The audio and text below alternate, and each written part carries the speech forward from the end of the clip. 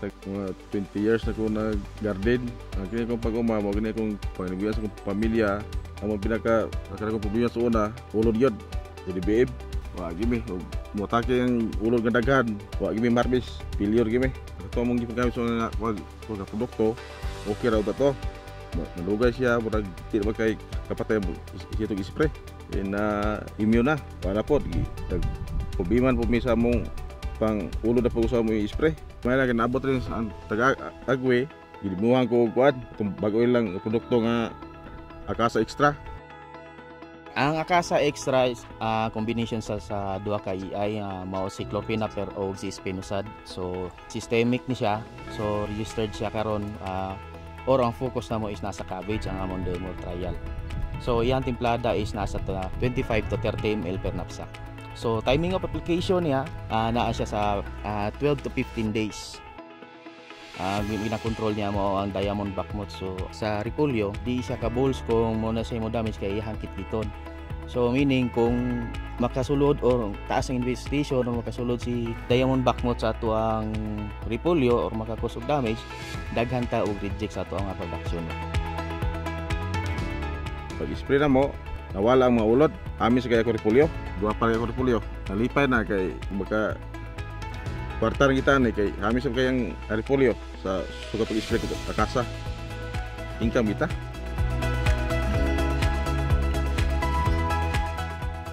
Og naa po tay bagong cooperator karon ni dawat sa ato sa bagong teknolohiya mao Akasa, mao kini si Boss Jong Vivas. Ako si Jong Vivas, taga Kapatagan. So ang akong source of income mao ni ang paggulay. So nato ko'y saging gamay o kini among mga gulay nga among gitanom karon. Na ako'y knowledge gamay sa pagpanguma kay agriculturist man pud ko. So na ako gi-practice na ko diri sa ako ang ang akong nahibalan gamay. Problema nang una presyo, ikaduha kaning klima o sa kaning ting-init, usay po sobra pud sa ulan. Muna mong problema niya. Kani mga dangan nga lisod na paton kay lahi karon nga season lahi ang mga insekto nga moabot. Ang DBM na siya dati pero mas nigara karon labi na sa klima nga inani nga El Nino init kayo. Hasul siya kay diya po nagkasilalay ang presyo sa amo ang produkto kay kung pangit ang among produkto nga banatan og kaon sa DBM.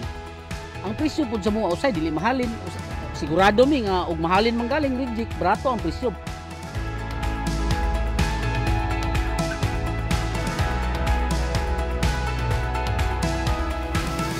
Pag-abot sa produkto nga Akasa, murag na kuanan mi na unsa na murag na uli-ulian mi sa costing sa amoang tanom kay ang Akasa ug ang katong gi-compare namo nga katong chemicals nga among ginapalit nga among gina-maintenance sa among spray sa among cabbage ug among Chinese cabbage, i-overall nako ang pagtan-aw, same lang sila og epekto. Ang akong practice high costing kay magkuan pa man ko mag-cocktail man ko mga 2 to 3 chemicals.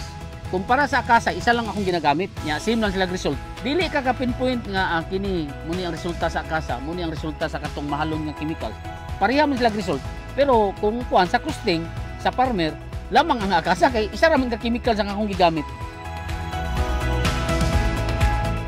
Barato man ang Akasa. Nya nganong muadto pa ko mogamit atong mahalon nga na may barato nga epektibo. Although branded tong isa, pero ang kamahal, ibutang na to ang katong isa ka chemicals 100 ml 2,700 plus ang presyo. Kumpara nimo ani kung mao man lang galing tong presyo nga almost 500 to 600 or 700. Dili ko sa Akasa.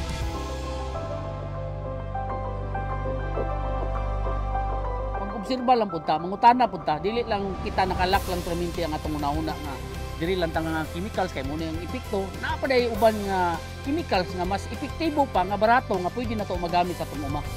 Dili kita lack nga atong panguna-una. Mangutana ta sa mga bag-o nga moabot nga mga chemicals labi na gid sa mga technician nga naa sa tuwa nga moduol. Entertino na to, dili na to perminti nga kabalo naman ko ana, kabalo naman siya ani. Mo naman niya mong naandan. Kailangan open-minded ta nga atong i-adapt ang mga bag-o o kanang bag-o nga teknolohiya o bag-o nga chemical sa atong uma.